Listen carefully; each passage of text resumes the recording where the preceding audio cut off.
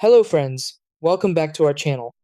If you're trying to connect your Polk soundbar to your TV using Bluetooth, you might expect it to pair instantly, but sometimes your TV doesn't detect the soundbar or the connection fails.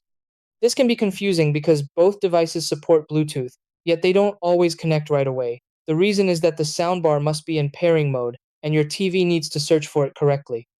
Also, some TVs prioritize wired connections, so settings may need to be adjusted. The good thing is that once you follow the correct steps, your Polk soundbar will connect wirelessly and give you a clean, cable-free audio experience. Try these. Step 1. Turn on your Polk soundbar.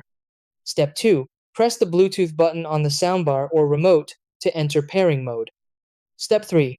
Open your TV settings, then sound, then Bluetooth or audio devices. Step 4.